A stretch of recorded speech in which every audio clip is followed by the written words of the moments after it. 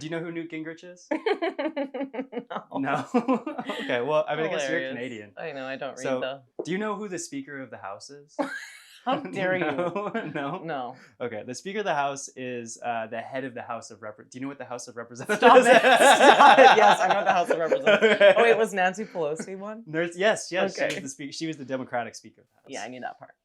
He was the Republican Speaker of the House between 1994 and 1998, and he is largely responsible for the reason that American politics are so divided today. People think it was like Donald Trump or Democrats or whatever, but this guy is the person who wrote the playbook for the politics of division in America. Starting off just like with his like childhood, because like here's the thing, this guy is a genuinely evil person and he destroyed America. But I want to talk about like why he became evil, right? Because people who are bad people, they sort of like Hurt people, hurt people. Exactly. So he grew up, he was abandoned by his father, and then his stepfather was like this really strict military colonel who was like, he was probably abusive. Like he didn't allow him to learn how to drive. He was probably hit him. But the whole thing is that he was abandoned not only by his biological father, but also his second father also kind of abandoned him. So he had like double daddy trauma. I love that you use not being able to drive as if like that's the like most painful thing for a man to do. You let him drive, so you got all mad, and then you ruined America. I don't know. Yeah, fair enough. True. But it does suck though. Yeah, right? guys like to drive. We do like to drive. That's true. He was also incredibly nearsighted, but it was undiagnosed. What? Just nearsighted and has no He was so nearsighted that he literally couldn't see other people until he was diagnosed when he was 12. So for his entire childhood, he was essentially unable to interact with other people. And because of all of this like social isolation and stuff like that, he latched on to these like Hollywood movie characters. Specifically, John Wayne was one of the main ones. And he sort of imagined himself becoming this like classic Hollywood hero like John Wayne. Wow. Flash forward, in 1978, he's elected to Congress. He ran twice before, he lost both times. On his third time, he made it in. And when he was elected into Congress, you have to understand, he was elected into this middle of this period where Republicans had never controlled the House. So for 40 years, between 1954 and 1994, Republicans never had control of the House. Why? What was going on with them? There was a lot of reasons for it. Partially, it was because, if you remember, Lincoln was a Republican. And so the Southern people just sort of associated the idea of being a Republican with the loss of the Civil War, and so they never were Republicans. There were just a bunch of different factors going into it, but essentially Democrats controlled the House of Representatives for 40 years. And a lot of the people in the Republican Party thought that the Republicans would never gain the House back. When Newt Gingrich was elected, they called him Newty. Newty. Oh, God. Yeah, when he was elected, his goal was to get control of the House again, right? That was like his John Wayne Hollywood goal, because he thought the Democrats were destroying America. And so he was like, we have to get control of the House back to save America from the Democrats. Wow. What did he personally want? What was he trying to do? So it's like, yeah, he wants to be the leader so that he can pass bills, but what were the governmental, like, things he was struggling with? Was it still the same shit, like guns, abortion, whatever? That's a really tough question. So basically, he believed that there are 3 phases to human development. So there was an agricultural phase of human development. Yeah. Then there was the Industrial Revolution. There was the industrial phase of human development. And then he believed in the 70s and 80s that America was transitioning into what he called, or what what Alvin Toffler called, the 3rd phase of human development, which was the information age. And he thought that all of the essentially welfare programs and like Social Security and things like that were relics of the industrial age, and that they had to be destroyed so that America could progress into the information age. I see. And so he just wanted to get rid of things like welfare. Anything and that was anti-capitalist? Yeah, he wanted like extreme libertarian capitalism. So once he was elected into office, this is where he started to change things, right? You've probably heard of C-SPAN, right? Have you ever heard of C-SPAN? It's basically this broadcast channel that shows the halls of Congress. So what he would do is he would go into the empty congressional chamber at night and give speeches to nobody. But because the camera was just focused on him, it looked like he was talking to a full chamber, and he would get his little friends to sit behind him. And during these speeches, he would just rip Democrats. He would say they're destroying America, they're decaying our values, they're doing this, they're evil, they're traitors. So he's just having like a fraudulent like he was speech? just making stuff up. Yeah. Seems And like there a was no one coward. there was no one there to contradict him. So he was just doing it to an empty room. But it looked like on C-SPAN he was doing it to a full room, and it convinced all these people who were watching this on TV that, oh my God, this guy's the only person who's fighting against this corruption in Washington, right? And so this is the beginning of like Republican, like this was before Rush Limbaugh, for instance. So like this is the beginning of like people in Alabama watching TV and be like, oh, people in Washington are corrupt. It's because he put those words in their mind, right? Literally the word corrupt. And so he authored this memo basically called Language, a Key Mechanism of Control, where he basically laid out the words that need to be used by the Republican Party, right? There were words like sick, pathetic, corrupt, radical, bizarre, decay, traitors, shameful. And if you watch American politics, you'll notice these are still the words Republicans use to describe Democrats, Yeah. right? One of the reasons that Republicans had never controlled the House was because at that point, politics was largely local, right? So House elections mostly went off of like, what are the issues in my district? What are the things that people who live here care about? What he did was he said, okay, we need to make like these elections national, which is the way it is now, right? Yeah. So he used all those tapes. He said, like, you have to be talking about when you're attacking your Democratic enemy, you talk about national issues. Compare them to the Clinton administration. Don't debate them about like local issues. Debate them about national issues. And so then in 1994, the ones that like won't actually like affect them the that things much. literally that is what it is. So they created this practice of making maximalist promises. So if you elect us, we'll do these things, despite the fact that they are incapable of doing these things. This was when Clinton was the president. So there was a Democratic president who could veto any of the stuff that they wanted to do. Right. But what they did was they created this thing called the Contract with America, which was these 10 things that they were going to do if they elected a majority to the Republican House of Representatives.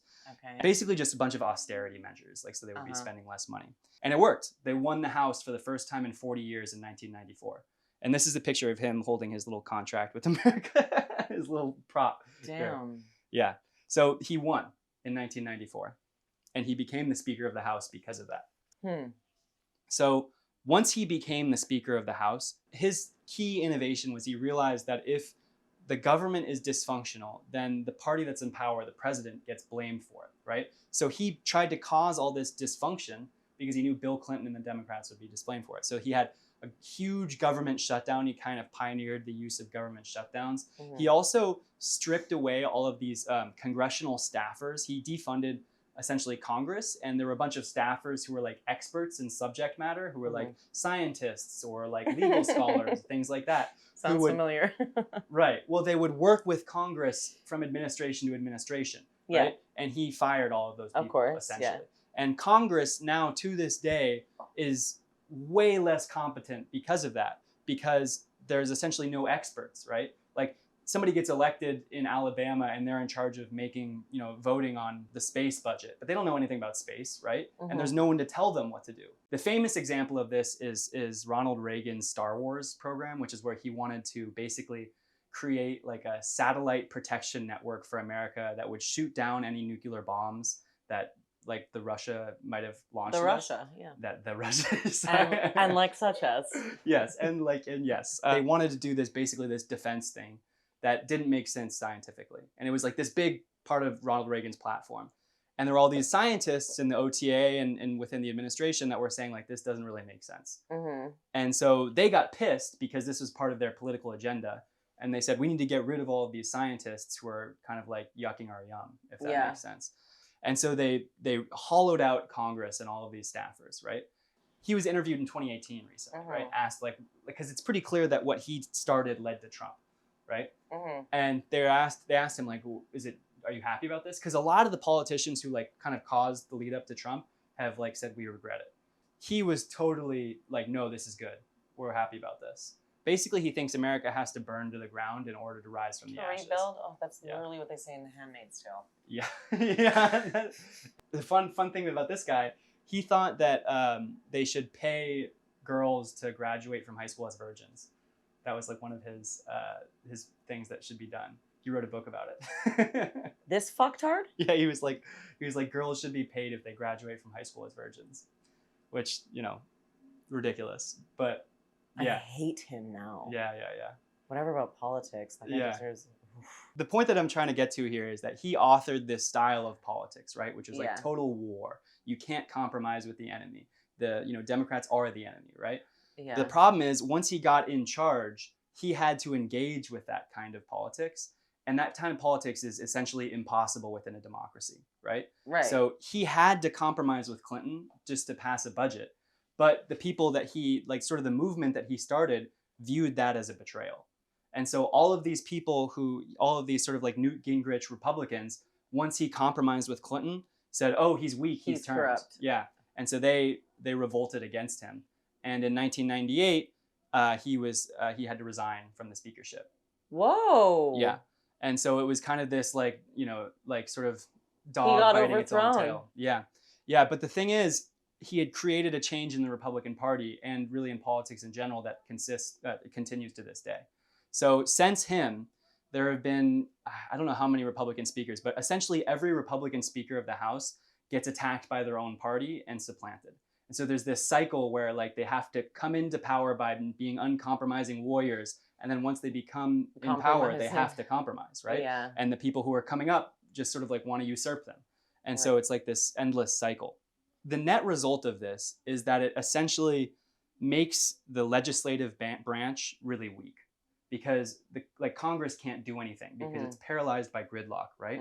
And so that increases the power by proxy of the presidency and the Supreme Court and the courts. And you've seen that in America today, right? Like what's happening in the Trump administration. Trump is just doing everything by executive order. The Supreme Court is making a bunch of like wild decisions that kind of outstrip their power.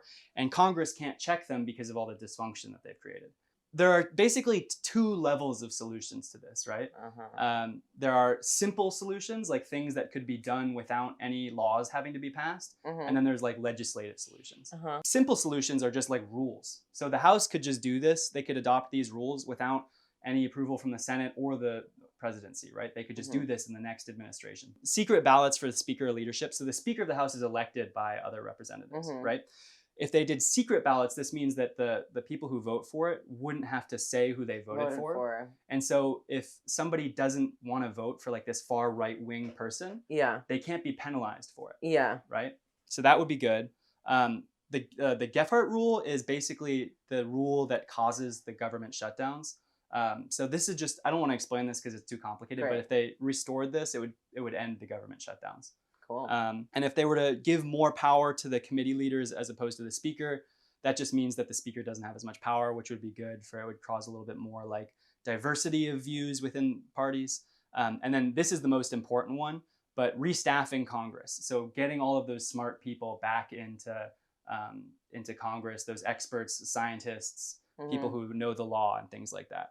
So these are all things that can be done. This might take a little bit of, you might have to put in a budget for it. But essentially, these things could be done immediately.